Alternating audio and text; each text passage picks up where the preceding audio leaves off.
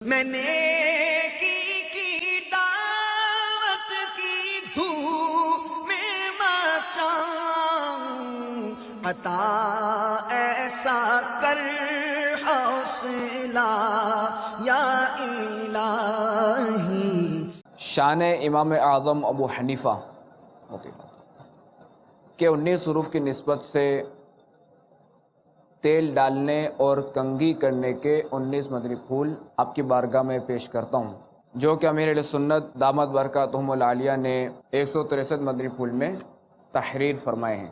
یہ یاد رہے جو بھی مدنی پھول عرض کروں، ان میں سے ہر مدنی پھول کو سنت رسول صلی اللہ تعالیٰ علیہ وآلہ وسلم پر محمول نہ فرمائیے گا، کہ ان میں سنتوں کے علاوہ بزرگان دین سے منقول مدنی پھول بھی شامل ہوتے ہیں۔ اور یہ مسئلہ بھی یاد رہے، جب تک یقینی طور پہ معلوم نہ ہو کسی عمل کو سنت رسول نہیں کہہ سکتے۔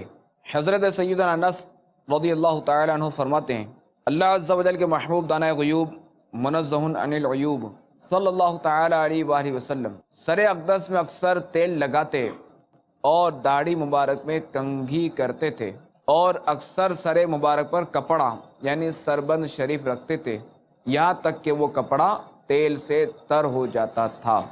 معلوم ہوا سربند کا استعمال سنت ہے۔ اسلامی بھائیوں کو چاہیے کہ جب بھی سر میں تیل ڈالیں ایک چھوٹا سا کپڑا سر پر باندھ لیا کریں، اس طرح انشاءاللہ عز و جل ٹوپی اور امامہ شریف تیل کی آلودگی سے کافی حد تک محفوظ رہیں گے۔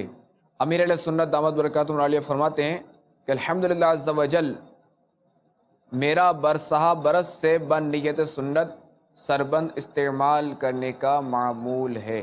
فرمان مصطفیٰ صلی اللہ تعالیٰ علیہ وآلہ وسلم جس کے بال ہوں وہ ان کا احترام کرے، یعنی انہیں دھوئے، تیل لگائے اور کنگھی کرے۔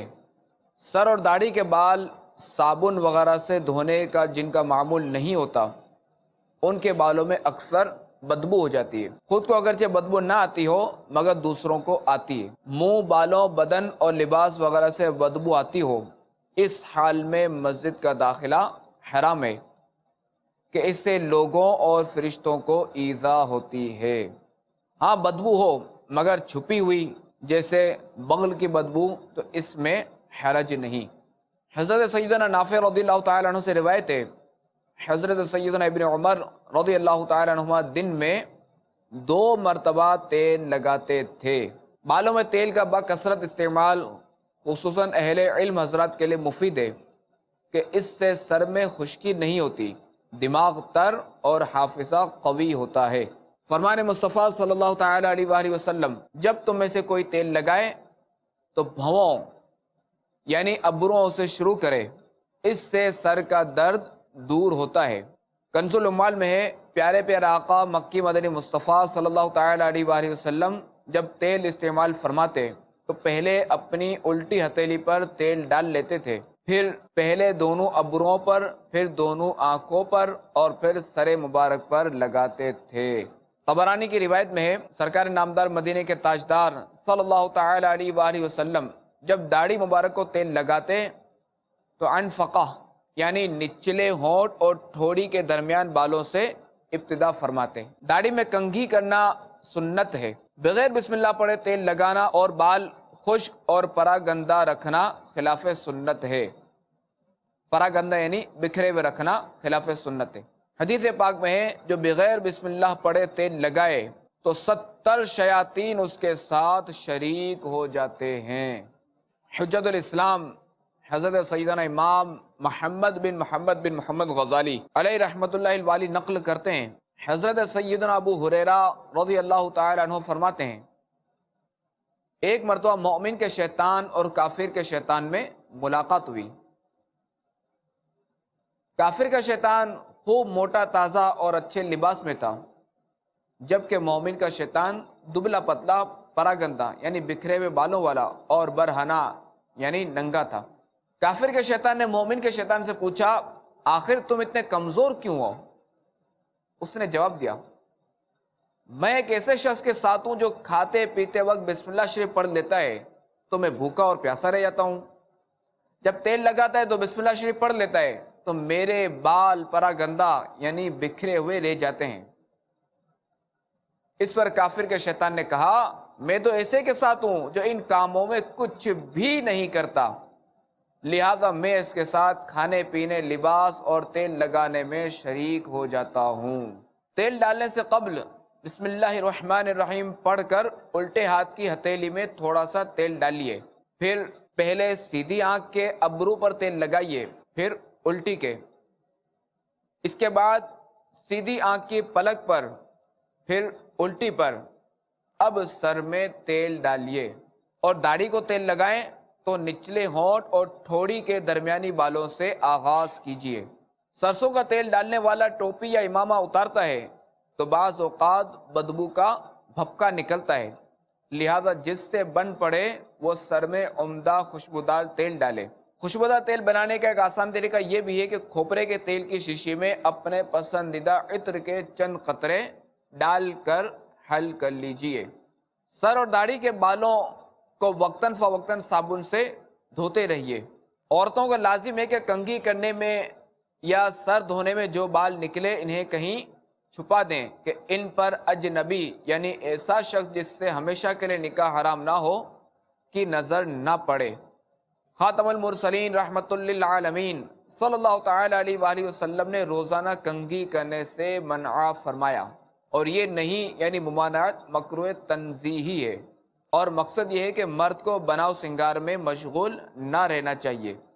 امام مناوی علیہ رحمۃ اللہ القوی فرماتے ہیں جس شخص کو بالوں کی کثرت کی وجہ سے ضرورت ہو وہ مطلقاً روزانہ کنگھی کر سکتا ہے۔ بارگاہ رضویت میں ہونے والے سوالات جواب ملاحظہ فرمائیں۔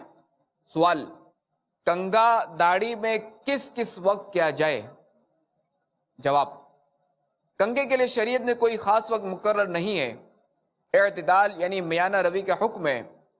نہ تو یہ ہو کہ آدمی جناتی شکل بنا رہے، نہ یہ ہو کہ ہر وقت مانگ چوٹی میں گرفتار۔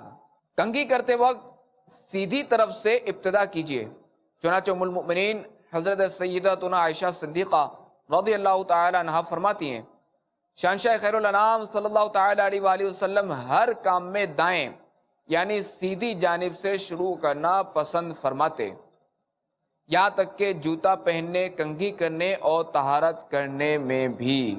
شارح بخاری حضرت علامہ بدر الدین عینی رحمت اللہ تعالی علیہ اس حدیث پاک کے تحت لکھتے ہیں یہ تین چیزیں بطور مثال ارشاد فرمائی گئی ہیں، ورنہ ہر کام جو عزت اور بزرگی رکھتا ہے اسے سیدھی طرف سے شروع کرنا مستحب ہے، جیسے مسجد میں داخل ہونا، لباس پہننا، مسواک کرنا، سرما لگانا، ناخن تراشنا، مونچھیں کاٹنا، بغلوں کے بال اتارنا، وضو غسل کرنا اور بیت الخلاء سے باہر آنا وغیرہ۔ اور جس کام میں یہ یعنی بزرگی والی بات نہیں، جسے مسجد سے باہر آنے، بیت الخلاء میں داخل ہونے، ناک صاف کرنے، نیز شلوار اور کپڑے اتارتے وقت بائیں یعنی الٹی طرف سے ابتدا کرنا مستحب ہے۔